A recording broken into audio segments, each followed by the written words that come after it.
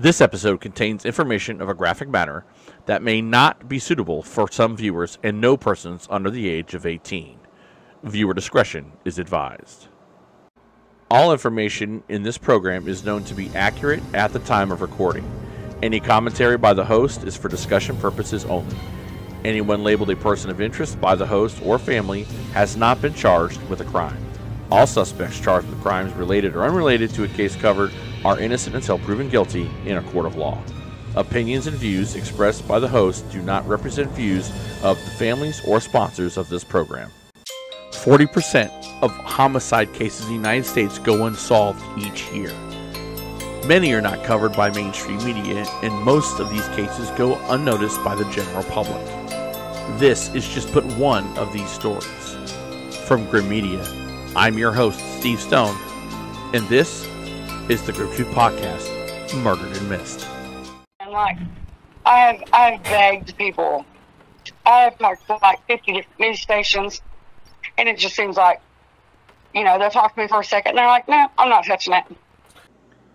Imagine you're the mother of a 16-year-old boy found dead, murdered, and nowhere to go, nowhere to help, no news media, nothing, and you've got nowhere to turn to. That's the story of episode 36, Murder's Not Accidental, part 1, Justice for Ashton Blake Campbell. I'm Steve Stone, host of the Grim Truth Podcast. Thank you for joining us on episode 36. Before we get into that story, if you haven't done so, subscribe to the Grim Truth Podcast YouTube channel. Hit that notification bell so you never miss an episode of the Grim Truth Podcast or anything related to the missing and the murdered. Make sure you hit that like button and make sure you leave us a comment and let us know what we're doing. And always, always share, because you never know. You could be the one out there that helps bring a loved one home or have the answers to solve a murder like this. So let's get into it. Ashton Blake Campbell, his body was found on the banks of Lake Ludwig in Arkansas on November the 20th, 2021. Now, when I say it was found, there's a lot of misinformation about, especially according to law enforcement, which we're going to find out.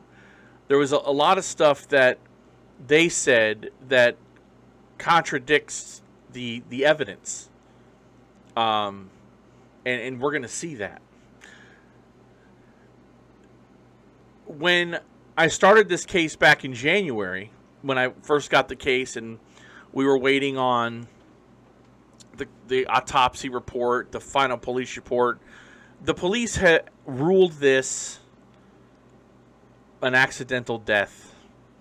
That, first it was, he might have drowned, or that, hypothermia had set in, and all these other things. But the pictures of Ashton's body tell a different story. Now, we are not going to show any of that. I just want to be on the record. We're not going to show any of that. Kim, Ashton's mom, as heartbreaking I'm sure as it was for her, sent me the photos of Ashton's body. And I've looked at deceased individuals before, and this right here, I'm telling you, it's something you can't unsee. And for anybody with a brain in their head and a heart in their chests looked at this young man and thought that this was anything but a homicide, either you're a terrible police officer or there's something else going on. Ashton was brutally murdered. And that's the only way to describe it. There's a lot of people in this story, which is why it's in two parts, involved in this. It reminds me of another case It reminds me of the Andrew DeWeese case that we've fought so hard to get looked into, that we are still fighting hard to get looked into. And this is another one of those cases where it's like people just don't care. Well, I'm here to tell you we do care. And we're going to fight to get Ashton's case reopened and evidence looked at, because the addition here doesn't make sense. Ashton had people in his life that weren't necessarily good for him, especially one particular adult who we'll meet later. In the first segment, we talked to Kim.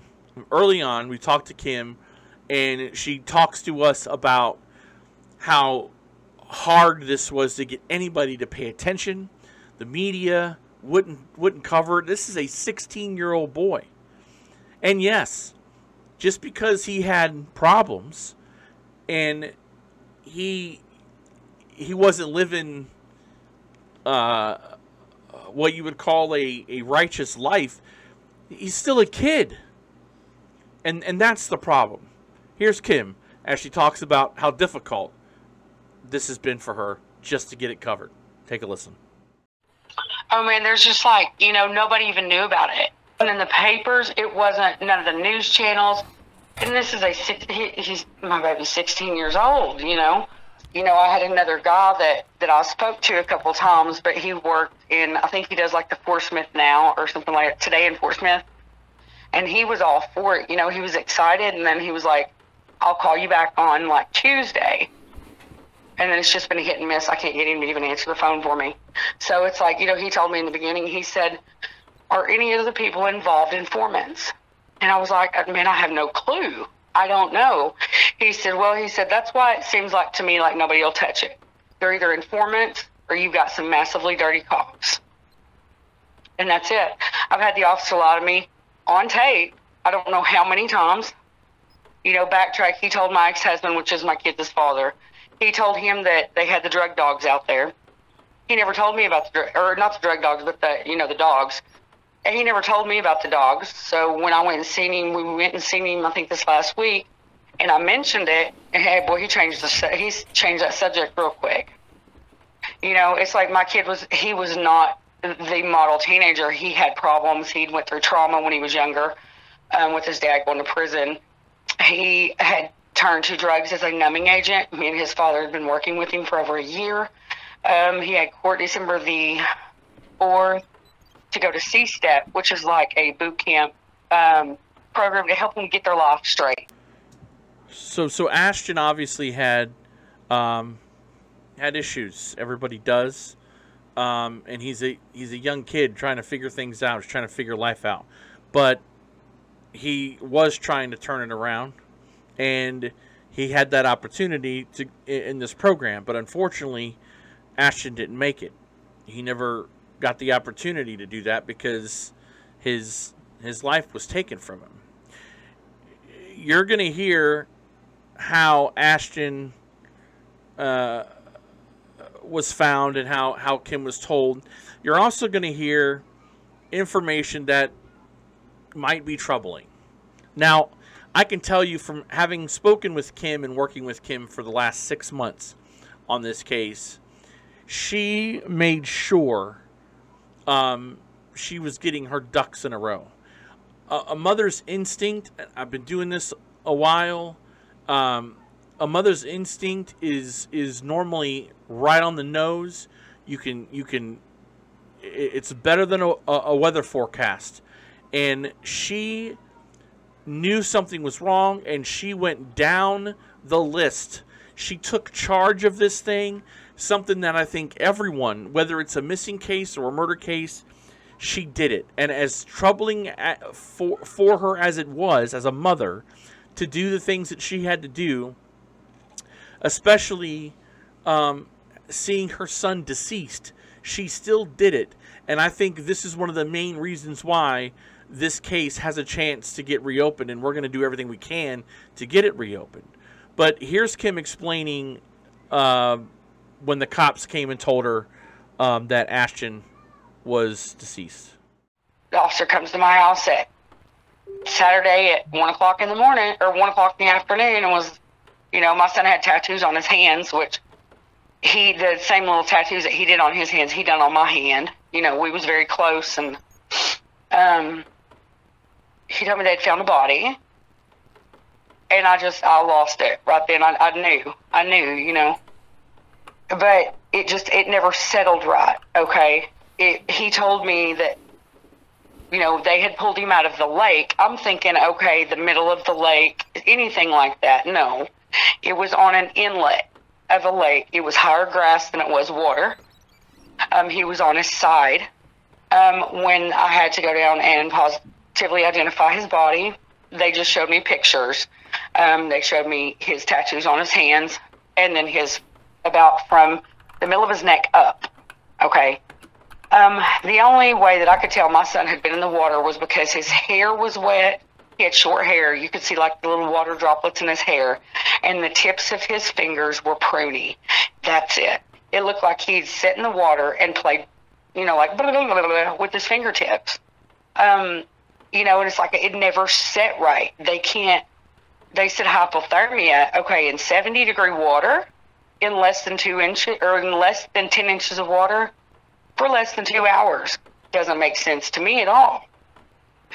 And, you know, it's like I've been in the medical field since I was 13 years old. I don't know if, you know, people can think what they want to. It was morbid. Yes, I don't care. You know, I know my baby from his toes to the tips of his hair. And, you know, after he was embalmed and sent back to the funeral home, I had a fit to see him. Before any of the makeup, before any of the clay, I wanted to see him. And so that's when I went down there, and I have a lot more pictures than what I sent you.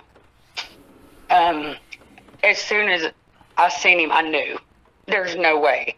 You know, they said that his scratches on him come from, he ran through the thorn bushes. No. Okay, when I went down there and seen Ashton in the funeral home, hardest thing I ever do in my life, man. I noticed words on him. Okay, funeral home didn't even catch it. The officer didn't even catch it. Nobody caught it. It's like, you know, if y'all guys seen my child, you would have caught it, right?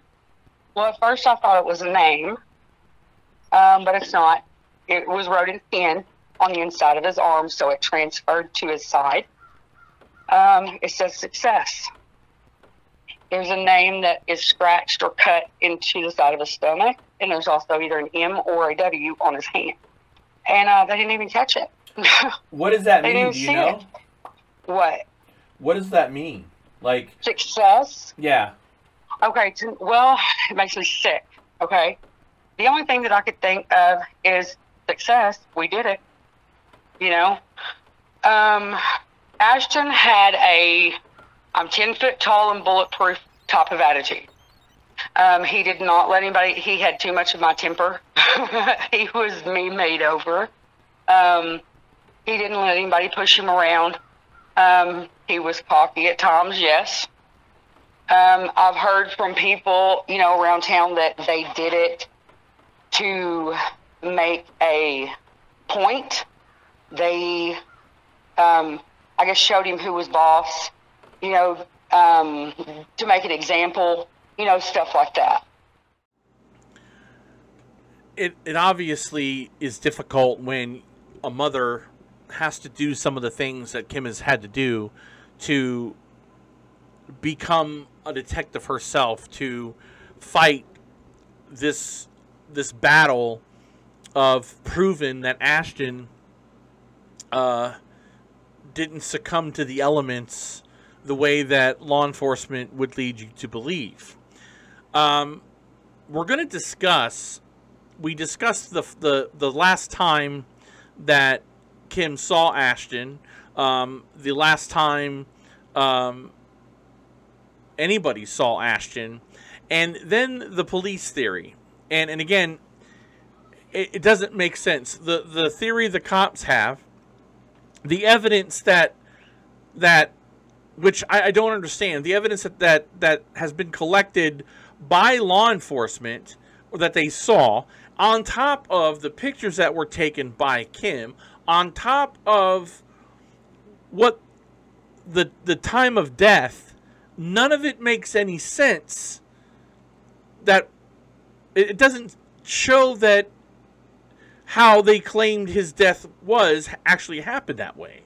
And Kim talks about that. And after that, we're going to introduce you to somebody who is right in the middle of this relationship with Ashton and how it correlates with this. But here's Kim discussing the last time she spoke with Ashton and the issues up until the time he was found.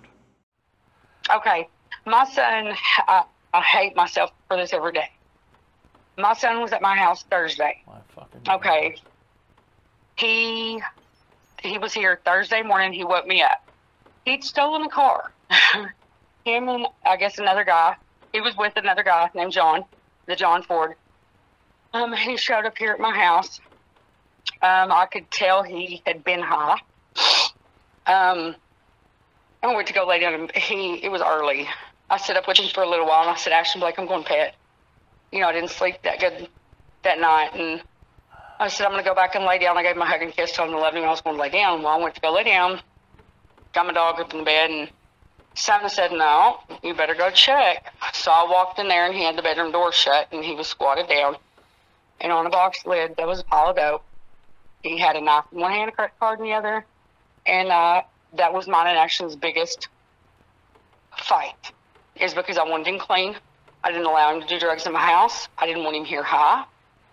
I walked in the bedroom, and I told him, I said, you get that shit up and leave. Those are the last words I ever said to my child. It was Thursday, about 11 o'clock when I got up. He left my house, went right down the road to a friend's house, left her house, and she followed him into town in that car that he had stolen. When she followed him into town, the officers got on him about Montgomery Street, and they chased him clear to Ludwig.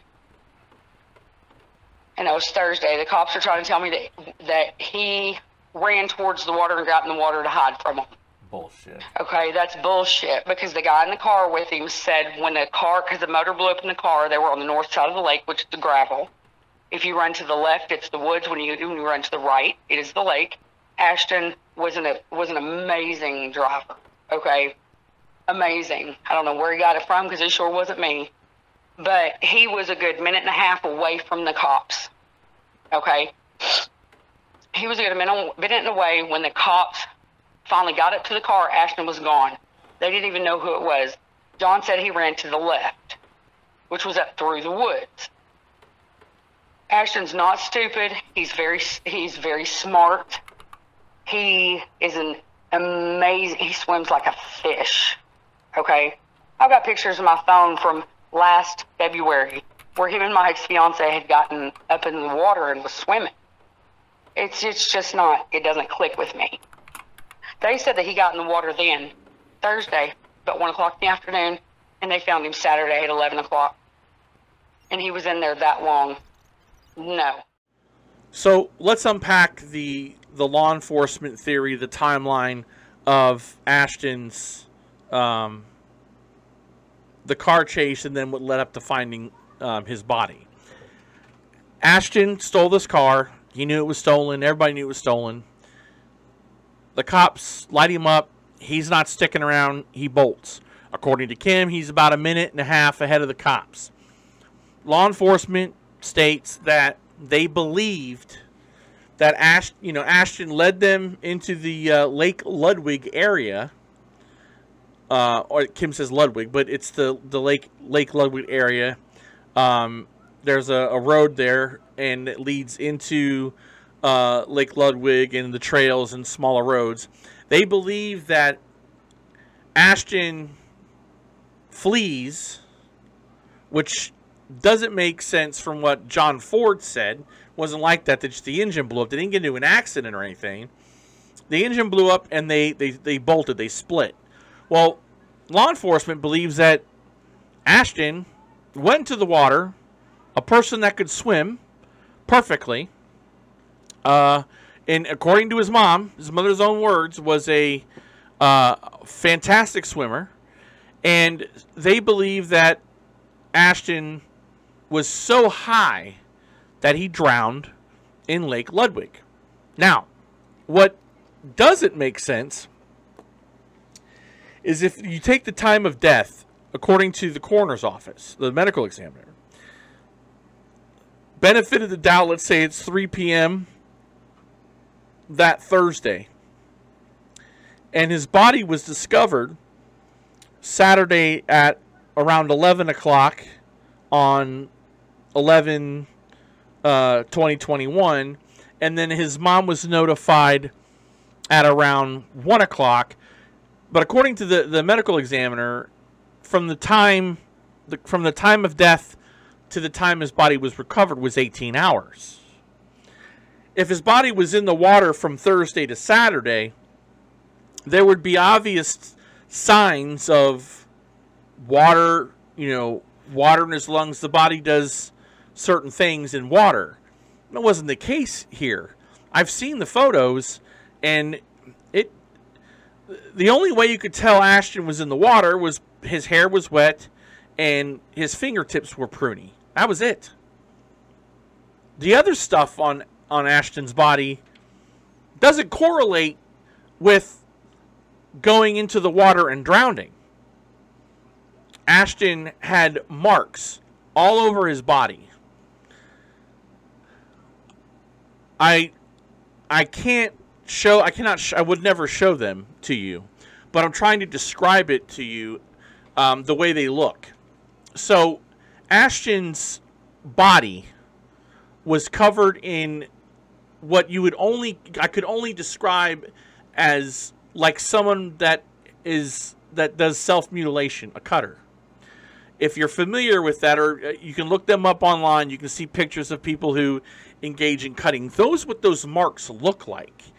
And those marks were vertical, horizontal, they were all over the place. But they didn't look like, and Ashton was clothed. So he's found with blue jeans and a what they call a wife beater when they found him. But none of these things make sense. Another thing that doesn't make sense on Ashton was in his chest area, it looked like there was some kind of it looks like to be like if someone was strapped down and they were fighting and it had been burned, like that kind of, there was it on the middle part of his chest and also down around his abdomen. There was that. And then here's the kicker. His nose was broken. His nose was completely broken, and there was damage to his hands. The knuckle areas, his hands didn't look right. Now, I've pictures of Lake Ludwig, and I'll show you, again, this is Lake Ludwig from Google Earth. It's pretty cut and dry. There's no river rapids. There's no... there's not a lot of rocks in this area, so that doesn't make any sense either to me. It from how his body looked to the autopsy photos and what the cops saying, this doesn't add up.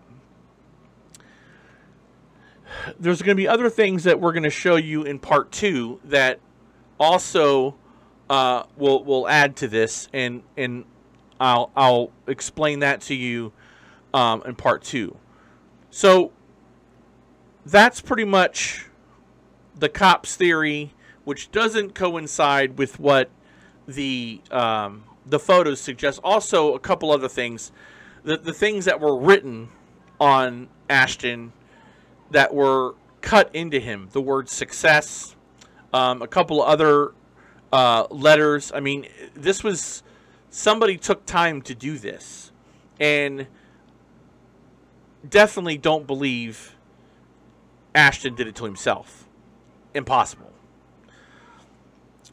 now we're going to start to discuss people in Ashton's life. And one person in particular is April Williams. April Williams is a 37-year-old female with children of her own. And she had a relationship with Ashton. From sources, pretty much the relationship was, unfortunately, involved drugs. There was a lot of drugs going on, and basically April kept Ashton in drugs. And Ashton also had a friend that would hang out there a lot, and that's Dylan Thornberry. Now, Dylan was 18 at the time, and unfortunately, everybody thought that Ashton was much older than he was. People thought he was, and he would tell people he was 18, 17, 18. He was only 15, 16 at the time. So, but anyway, there was this relationship. Dylan was hanging out there, and Ashton was hanging out there, and a lot of drugs going on.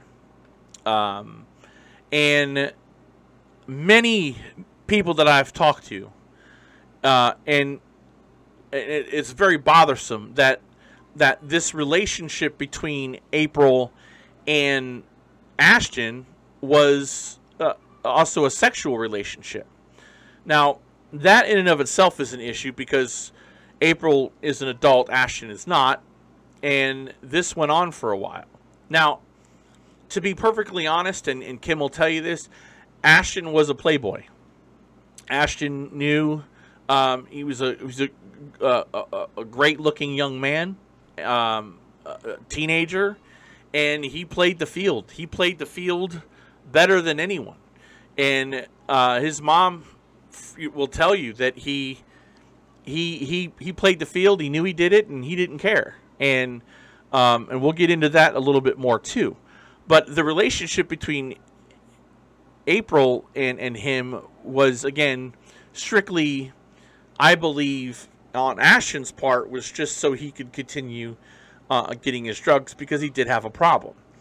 And we had I had an opportunity to speak with April, and I'm going to play the entire interview as we wrap this part 1 of this episode, and just listen to how she explains basically the relationship between herself, Ashton, Dylan, and what was going on at the time.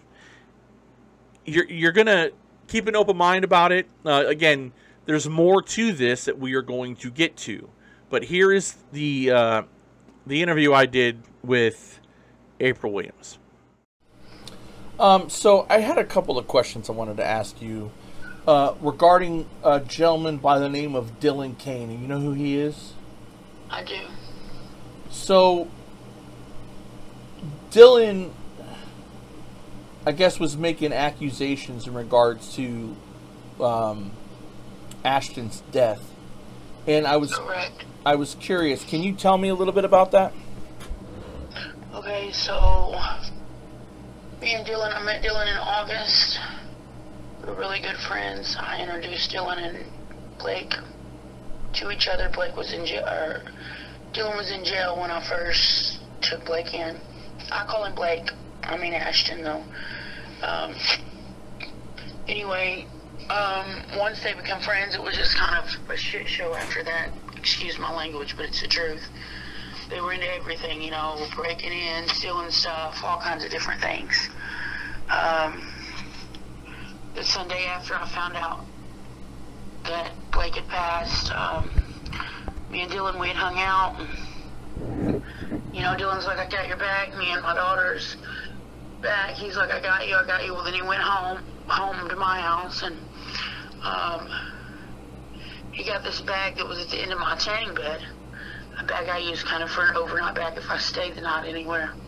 I got it from inside my house. You know, the next thing I know, he'd give it to Kim, Blake's mom, and it claimed it'd been outside in the fire, you know, and Kim claimed it had Blake's blood in it.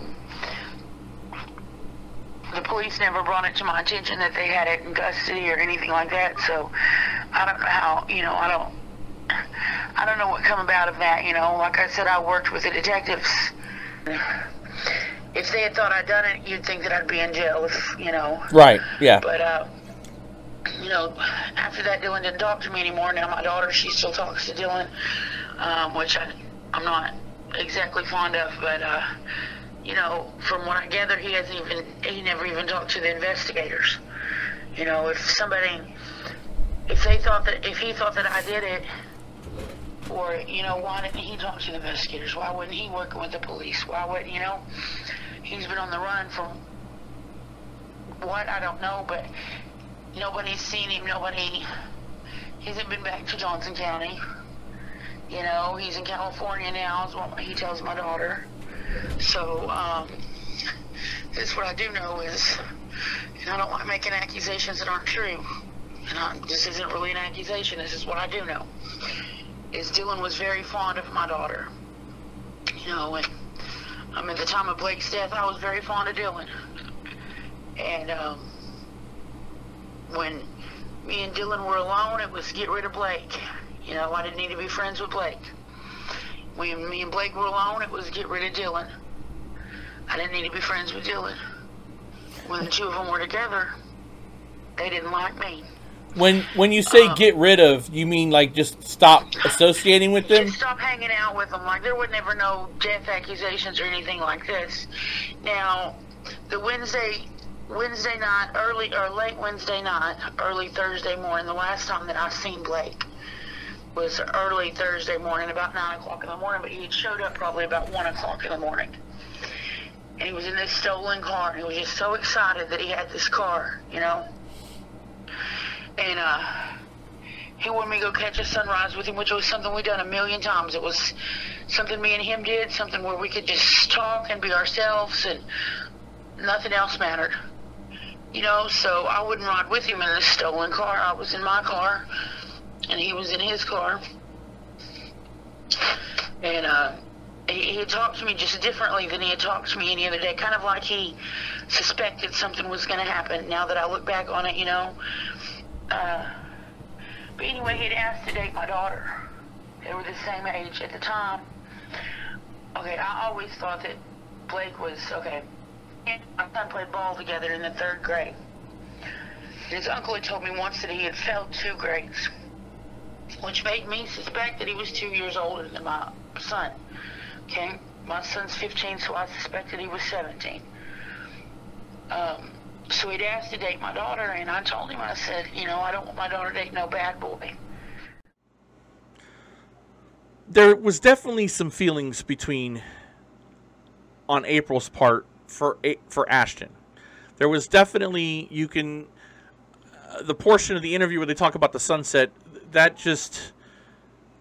that made me feel that she did feel a certain type of way for Ashton. Now, she denies ever having a sexual relationship with Ashton. However, there are sources, including someone close to April, who state that there was a sexual connotation to their relationship, and as far as Ashton was concerned, it was to keep feeding his habit, the drug habit. April really feels that Dylan is the one that has a responsibility regarding Ashton. And when you listen to these people talk, and I talked to Dylan, we're going to be playing that interview next week. When you listen to how they talk, it just seems like everybody's pointing the finger and no one's taking ownership of the facts of the case and what happened. Also, it also appears as if, you know, Dylan, in April's mind, Dylan wants to get Ashton out of the way, Ashton or Dylan was supposedly involved with Samantha Riddle, who we will speak about next week. So there was this back and forth, according to April, about you got to get him out of your life, and Ashton saying you got to get Dylan out of your life. But Ashton and Dylan are running together. So depending on who you talk to, they either got along, they were close, or they weren't as loyal to one another as they believed. And this is where this takes a turn. Coming up next week, take a listen at some of the things that we're going to be hearing on part 2 of episode 36, Murder is an Accidental Justice for Ashton Blake Campbell. It wasn't any games. I thought Blake was up to no good. I'm going to get rid of him. I've got the badge. I've got the crowbar. I've got the crowbar from before. I know things, Dylan. Don't f*** with me. I know things. Your freedom will go too.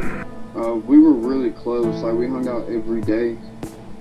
Every day from the time, like, whenever I got out of jail, I spent a month in jail. Whenever I got out of jail, April introduced me to him.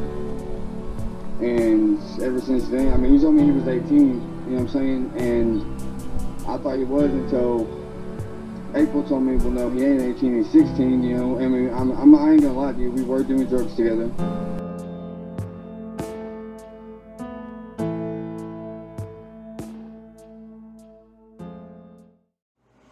A lot more to come up in this case. That's just the tip of the iceberg.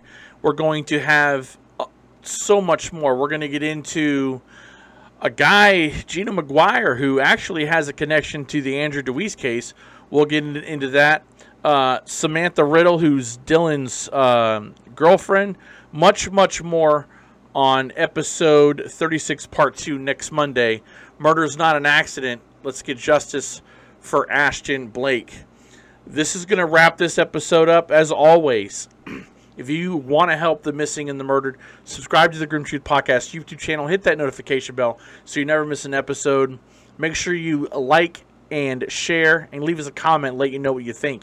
As we continue to be a voice for the voiceless in search of the truth, I'm your host, Steve Stone, and this is the Grim Truth Podcast.